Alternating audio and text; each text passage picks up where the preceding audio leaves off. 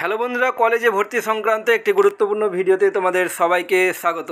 এই মুহূর্তে সবথেকে বড় খবর, আজকে ছিল কলেজে ভর্তির যে ফার্স্ট পেজ অ্যাডমিশন। সেই ফার্স্ট পেজ অ্যাডমিশনের লাস্ট ডেট, মানে ফার্স্ট পেজ অ্যাডমিশনের জন্য যে রেজিস্ট্রেশন এবং অ্যাপ্লিকেশন প্রক্রিয়া, তার লাস্ট ডেট ছিল 25 জুলাই 2025, অর্থাৎ আজ তার লাস্ট ডেট ছিল।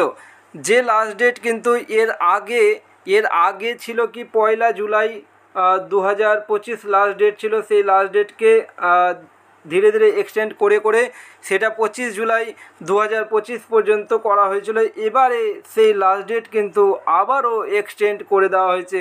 হ্যাঁ বন্ধুরা, তোমরা ঠিকই শুনছো, আবারও এক্সটেন্ড করে দেওয়া হয়েছে। অর্থাৎ এ থেকে স্পষ্ট এটাই যে কলেজে ভর্তির প্রক্রিয়া কিন্তু আবারও পিছিয়ে গেল। কেননা 1 জুলাই যদি লাস্ট ডেট হতো, সেই হিসাবে কলেজে ভর্তির প্রক্রিয়া শুরু হয়ে যেত, অর্থাৎ সিট অ্যালটমেন্ট এবং মেরিট লিস্ট প্রকাশিত হয়ে যেত এবং 1 আগস্ট থেকে কলেজে ক্লাস শুরু হয়ে যেত।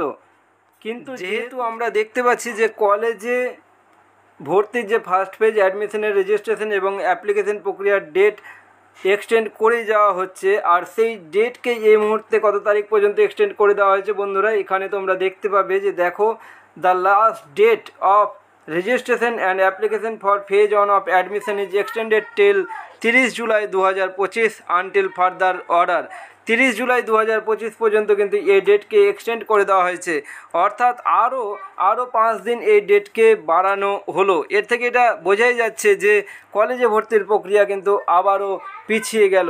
তো যেখানে আগস্ট মাসের 1 তারিখ থেকে ক্লাস শুরু হয়ে যাওয়ার কথা ছিল, প্রথম যে নোটিফিকেশানটা প্রকাশিত ছিল সেই অনুযায়ী, কিন্তু যেহেতু 30 জুলাই 2025 লাস্ট ডেট থাকছে রেজিস্ট্রেশন এবং অ্যাপ্লিকেশান ফেজ 1 অ্যাডমিশনের জন্য, সেক্ষেত্রে কিন্তু এটা বলাই যায় যে যদি 30 জুলাই লাস্ট ডেট যদি হয়, তাহলে সেক্ষেত্রে আগস্টের ফার্স্ট উইকের মধ্যে সিট অ্যালটমেন্ট এবং মেরিট লিস্ট প্রকাশিত হবে। তারপর কলেজের যে ক্লাস শুরুর প্রক্রিয়া সেগুলো শুরু হবে।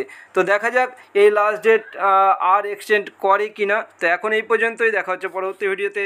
Thank you so much.